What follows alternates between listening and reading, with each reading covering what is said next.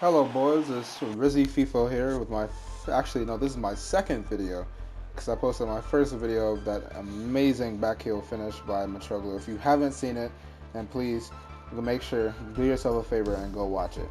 So I'm coming to you guys on my first ever YouTube Master League on PES 16. As you can see on the screen, I'm going through the leagues here. I ended up going with the Barclays Premier League because it had my favorite team, Liverpool, in it.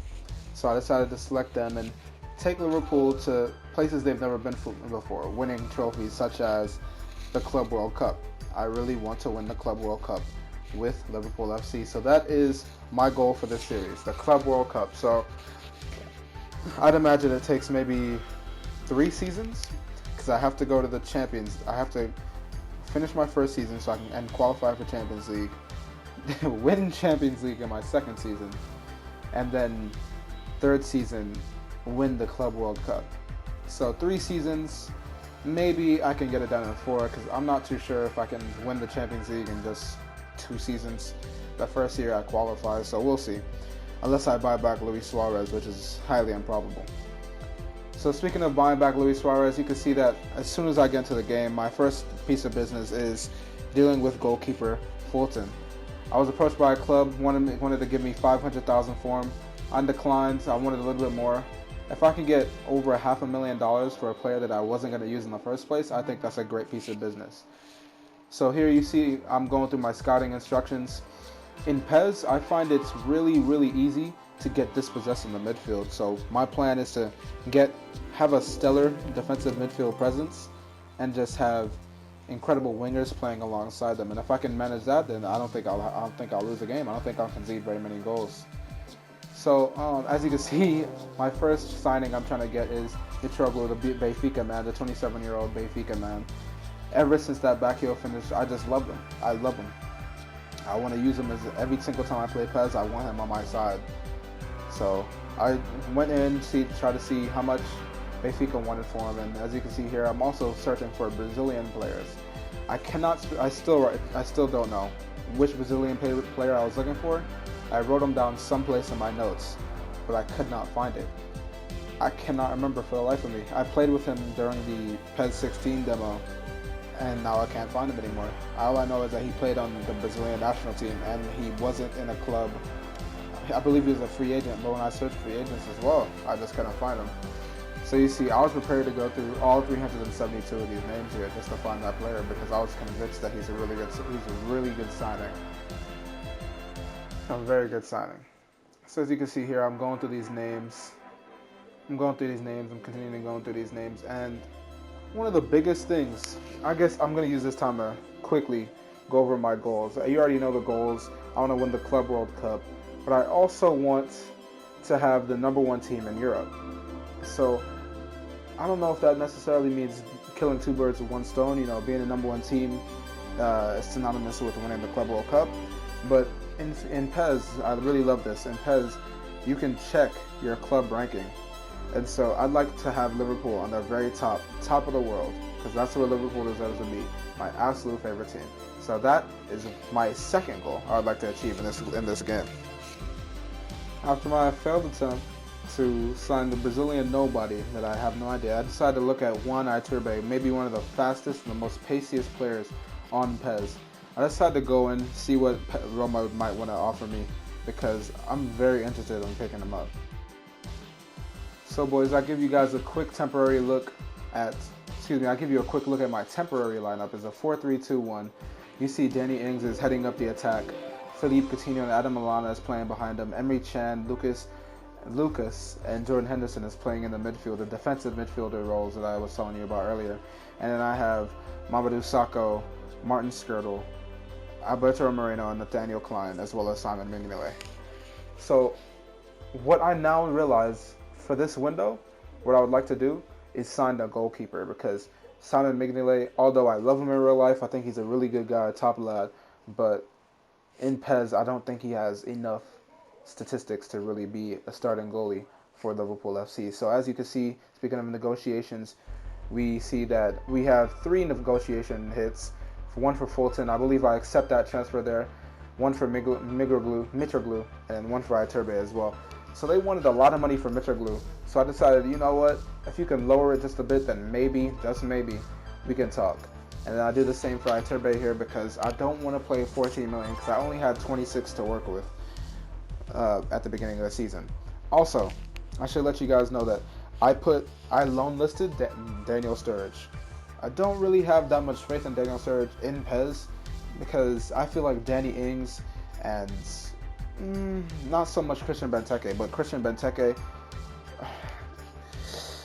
See, it's even now I'm still struggling because this is a post commentary, and even now I'm still struggling to decide who I want to start for me.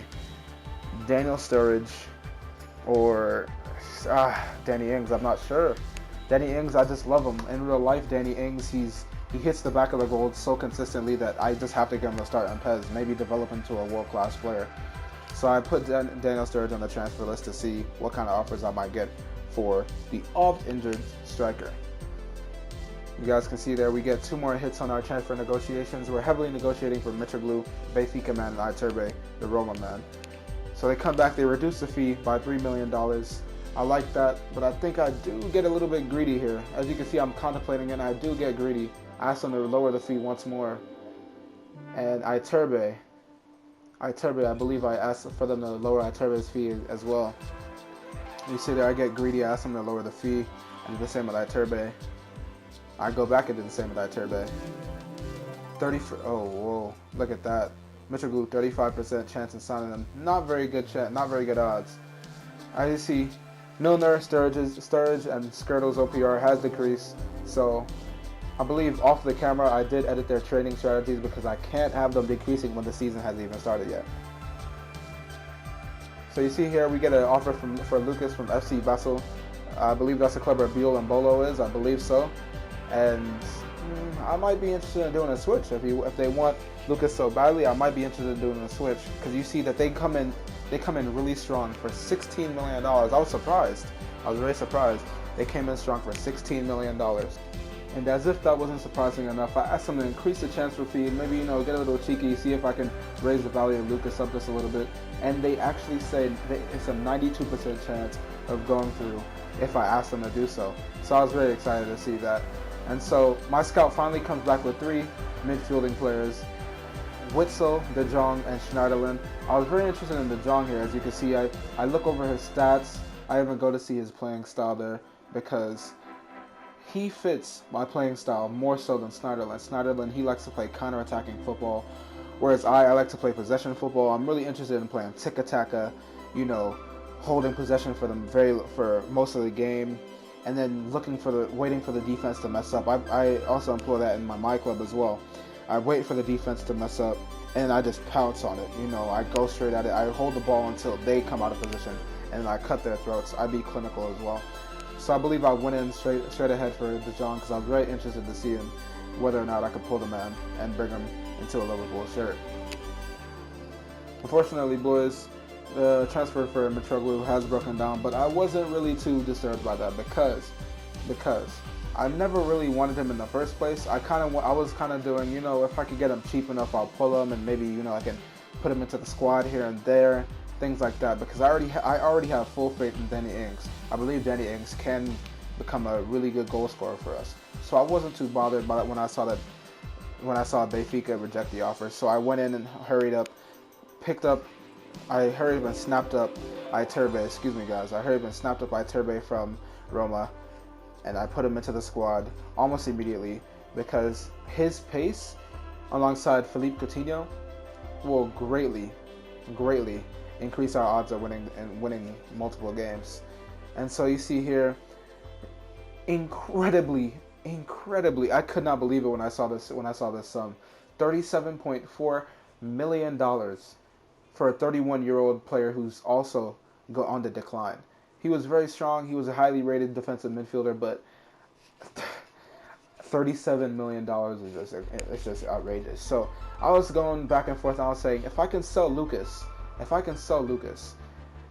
I will take that money and I'll turn it around and I'll put it towards buying De Jong, because buying both Iturbe and De Jong would greatly improve our side. Incredible. So you see, I'm messing around with the tactics here, seeing what I can do to, better fit to better fit Iturbe's tactics, and I end up sticking pretty much with what I had, and I was willing to take that hit in team spirit because having Iturbe in there will greatly increase our chances of scoring some goals. And you see, I moved Lucas down a little bit deeper into the defensive midfielder position because, as I said, losing ball in the midfield is so common in this game that it's actually irritating. So I had to do that. I have Emery Chan and Jordan Henderson next to him. Captain Hendo, much respect. And I believe that that's a good enough midfielding trio for now until, I can make a couple more transfers later on. Alright boys, so it's coming down to that time of the video where it's at the end. And this is my very first commentary, and if you guys have any suggestions, any tips, anything that'll help me, if you have any comments about the editing, just let me know. I greatly appreciate it. Just leave it down there in the comments. That's pretty much it. That's all I ask. I won't ask for a like, I won't ask for a sub. Just leave me some comments and tell me how I did. Alright guys, I appreciate it very much. Thank you so much for watching, and I'm out of here.